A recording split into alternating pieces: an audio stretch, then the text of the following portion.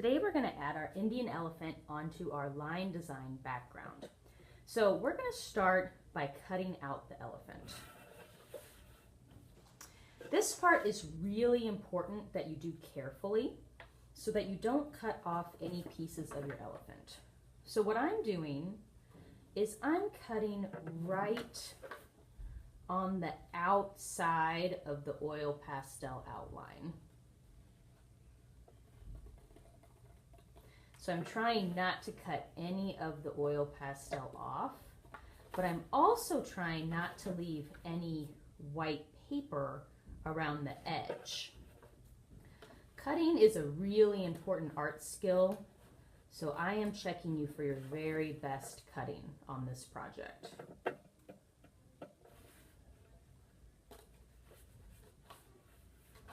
And as you can see, it even takes me a long time to cut carefully.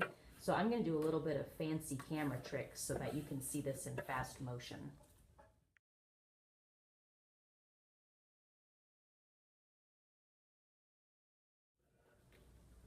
Now my elephant is all cut out in one piece. I had to be really careful around little pieces like the tail and the tusk, but I did get it cut out without snipping anything off.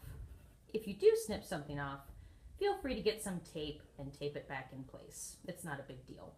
Now, when we glue it to our background, the elephant is going to overlap some of our designs. That's okay, it's supposed to.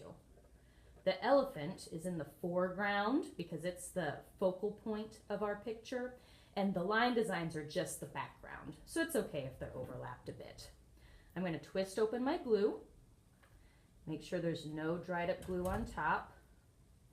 And this is kind of another very important part. I want to make sure I don't have a big glue mess all over this whenever I glue it down. So as I flip it gently, instead of making giant glue dots, I'm just going to make the tiniest dots that I can, sort of around the edge of my elephant. They are really tiny. We've been practicing tiny dots since kindergarten, so my bigger kids should be really good at doing this. You don't really need any dots in the middle.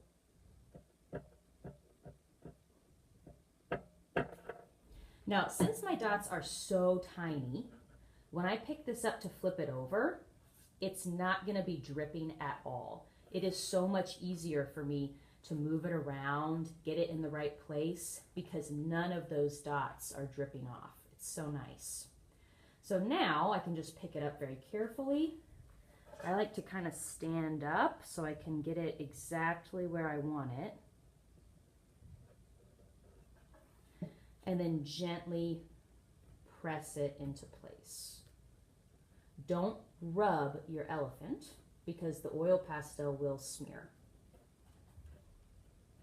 And as usual, if I have a part that doesn't want to stick down, sometimes I can weigh it down with different objects.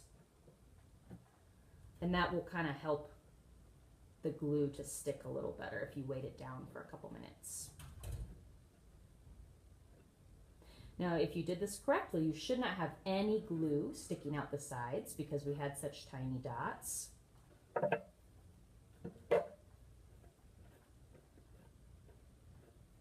Just like this.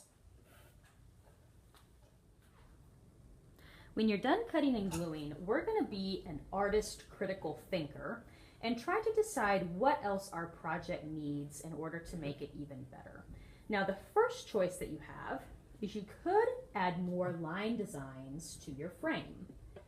Many people probably didn't have time to get those super fancy on the first day of this project. So that's definitely something that can make my project even better.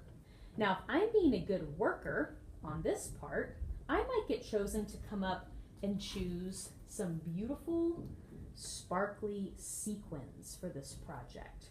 Now, these sparkles can be added either to the elephant or to your frame around the elephant. It's going to be your choice. So if you are a person who gets to use some of these,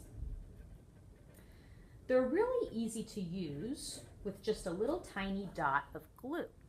So for example, if I want to add maybe a little pink flower to some areas of my background, I'm just going to add the tiniest glue dot where I want that to go. I need to open that more. Super tiny, and then just set the sequin right on top. Now after you set your sequin down, don't touch it or play with it, because even if you lift up your paper, this could probably pop off because the glue underneath isn't dry. You need to leave your paper very, very still so that the sequins have a chance to stick. So as you're working on your crayon line designs, you could also be adding the sequins to the design as well.